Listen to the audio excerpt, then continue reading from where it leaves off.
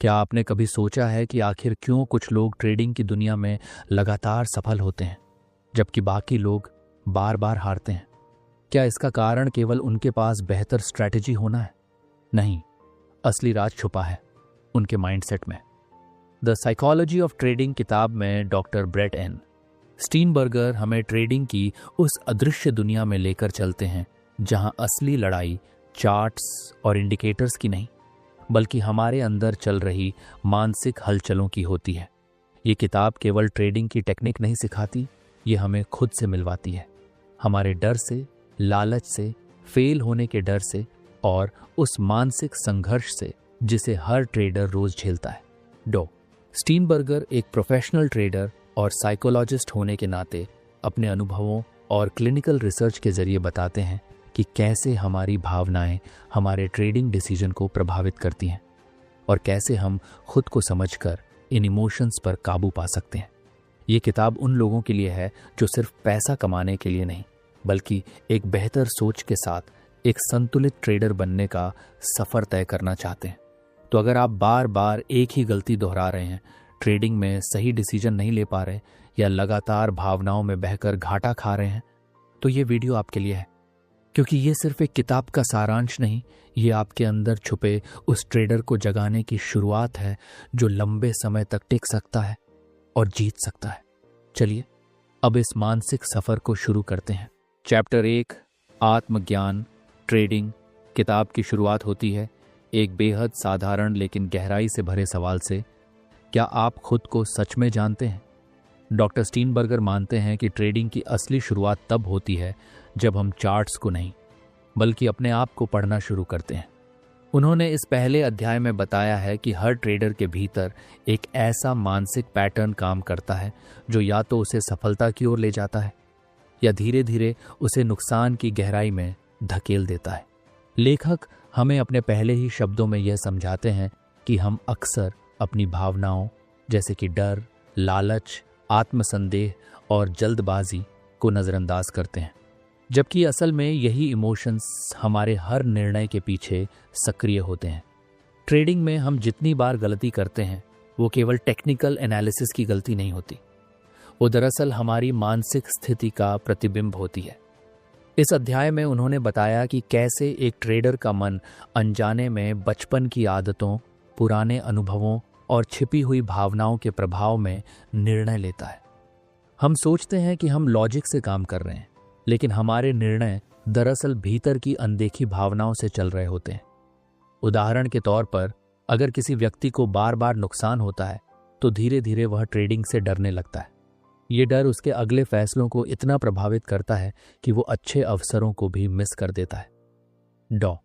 स्टीनबर्गर ने इस अध्याय में जर्नलिंग की सलाह दी है, एक ऐसा तरीका जिससे आप हर ट्रेड के बाद न सिर्फ अपने फैसले बल्कि उस समय की अपनी मानसिक स्थिति भी रिकॉर्ड कर सकें। ऐसा करने से आप एक पैटर्न देखने लगते हैं कि आप कब गलत निर्णय लेते हैं और उसके पीछे आपकी कौन सी भावना काम कर रही होती है। यह अध्याय बताता है कि सफल ट्रेडिंग केवल अच्छे सिस्टम से नहीं, बल्कि गहरे आत्मनिरीक्षण से आती है। लेखक का कहना है कि जब तक हम खुद को ईमानदारी से नहीं समझते, तब तक हम बाजार को भी ठीक से नहीं समझ सकते। इसलिए आत्मज्ञान यानी सेल्फ अवेयरनेस को उन्होंने पहला और सबसे ज़रूरी कदम बताया है। अब एक सवाल जो इस अध्याय को पढ़ते हुए हर गंभीर ट्रेडर के मन में उठना चाहिए, क्या मेरी हर ट्रेडिंग गलती वाकई मार्केट की वजह से होती है या मेरे मन की अनदेखी कमजोरी की वजह से? शायद यही सवाल आपको अगले अध्याय में और गहराई तक ले जाएगा। चैप्टर 2, ट्रेडिंग और भावना, अंतर्मन की अदृश्य शक्तियां। दूसरे अध्याय में लेखक हमें एक और गहरी सच्चाई से परिचित कराते हैं। ट्रेडिंग एक इमोशनल एक्टिविटी है। हमें लगता है कि हम डेटा, चार्ट्स और पैटर्न्स पर भरोसा करके निर्णय लेते हैं, लेकिन हकीकत यह है कि हमारा दिमाग हर पल उन भावनाओं से लड़ रहा होता है जो हमें बिना बताए हमारी सोच को मोड़ देती हैं। स्टीनबर्गर ने बताया कि भावना का प्रभाव कब और कैसे हमारे ट्रेडिंग निर्णयों में घुसपैठ करता है, ये हम अक्सर जान ही नहीं पाते। उन्होंने एक केस स्टडी का उदाहरण दिया। एक सफल डॉक्टर जो ट्रेडिंग सीख रहा था, लेकिन हर बार वही गलतियां दोहराता था। बाहरी रूप से वो शांत और समझदार दिखता था, लेकिन भीतर ही भीतर वो फेल होने के डर से ट्रेडिंग में अनजाने में सेल्फ सैबोटेज कर रहा था। इस अध्याय में लेखक ये बताते हैं कि भावना को दबाने या नकारने से नहीं, बल्कि उसे समझकर ही आप नियंत्रण पा सकते हैं। जब कोई ट्रेडर अपने भीतर उठ रहे डर को पहचान लेता है तो वही डर अब उसकी ताकत बन सकता है। उदाहरण के लिए, अगर किसी को लॉस होने का डर है और वो डर उसे बार बार जल्दी पोजीशन काटने पर मजबूर करता है, तो उस डर को समझकर ही वह अपने ट्रेड मैनेजमेंट को बेहतर बना सकता है। लेखक हमें यह सिखाते हैं कि हर भावना, चाहे वो डर हो या लालच, एक मैसेज देती है। वो हमें कुछ दिखाना चाहती है, कुछ सिखाना चाहती है। पर हम जब तक उन भावनाओं को स्वीकार नहीं करते, तब तक हम अपने व्यवहार को सुधार नहीं सकते। उन्होंने ट्रेडर्स को सलाह दी है कि हर बार जब आप कोई ट्रेड लें तो उससे पहले कुछ सेकंड रुकें, अपनी मानसिक स्थिति को नोट करें। क्या आप शांत हैं या उतावले? क्या आप डर में हैं या ओवर कॉन्फिडेंट? इस अध्याय में एक बहुत ही महत्वपूर्ण बात यह कही गई है कि हमारी भावनाएं हमारे अतीत के अनुभवों से जुड़ी होती हैं। कई बार बचपन में मिला अस्वीकार या विफलताओं का डर आज भी हमारी सोच को नियंत्रित करता है।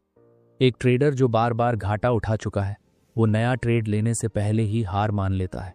ये कोई डेटा की गलती नहीं, बल्कि मन की हार होती है। इस अध्याय का मूल सार यह है कि भावनाओं को नकारें नहीं, उन्हें समझें।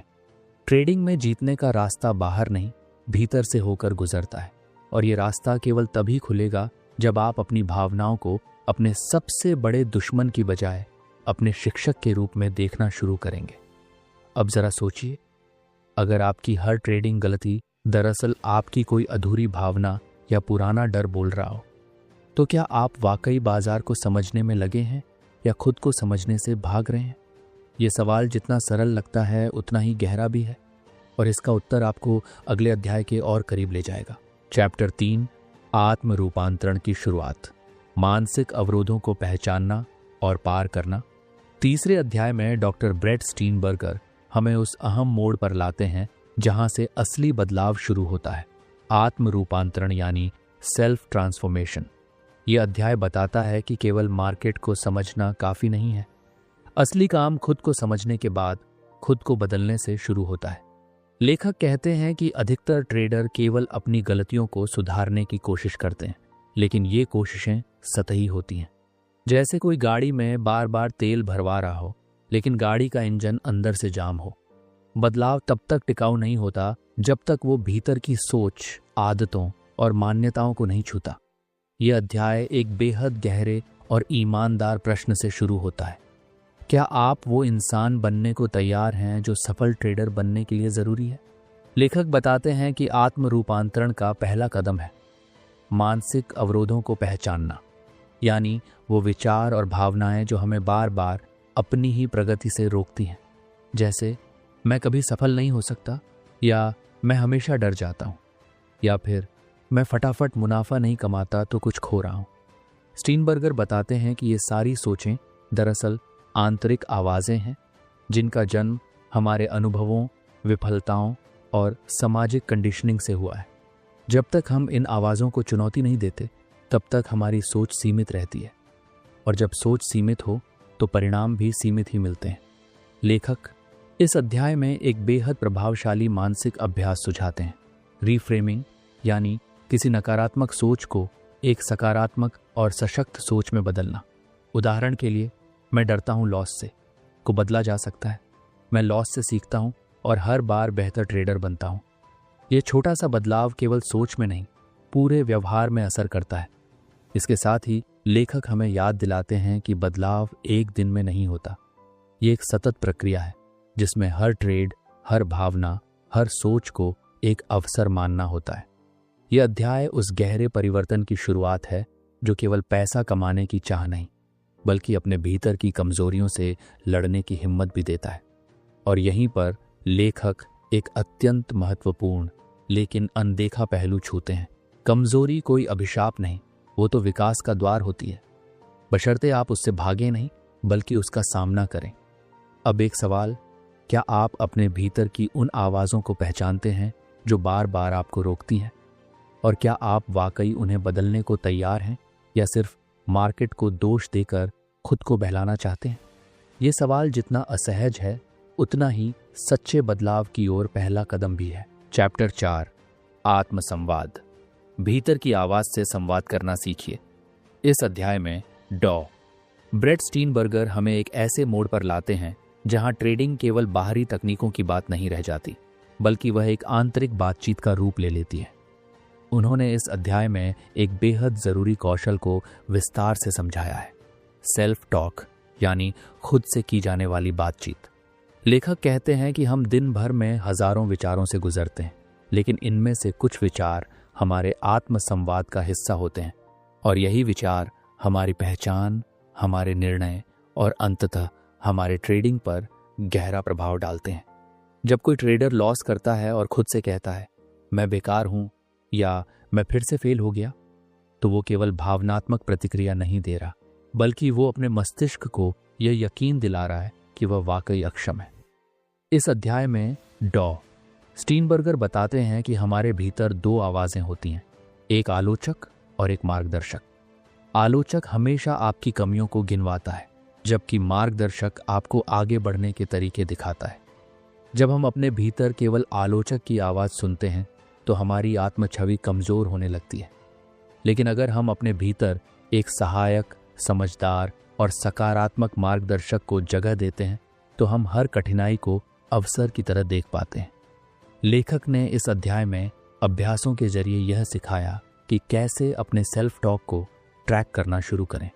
आप जब भी कोई बड़ा निर्णय लें या कोई लॉस हो तो एक नोटबुक में लिखें, आपने उस पल अपने आप से क्या कहा, क्या वो प्रेरणादायक था या तोड़ देने वाला। और फिर खुद से सवाल पूछें, क्या मैं किसी दोस्त से भी ऐसे ही बात करता? अगर नहीं तो फिर खुद से इतनी कठोरता क्यों? डॉक्टर स्टीनबर्गर मानते हैं कि मानसिक मजबूती केवल बाहर से मोटिवेशन सुनने से नहीं आती, वो तब आती है जब आप खुद को अंदर से समझते हैं और अपने भीतर की उस आवाज को धीरे धीरे बदलते हैं जो हमेशा डराती है, रोकती है और नीचे गिराती है। इस अध्याय का सार यह है कि जिस तरह आप खुद से बात करते हैं वैसी ही आपकी सोच बनती है, और सोच से ही बनता है आपका व्यवहार। इसलिए अगर आप बेहतर ट्रेडर बनना चाहते हैं तो पहले एक बेहतर संवादकर्ता बनिए खुद के साथ।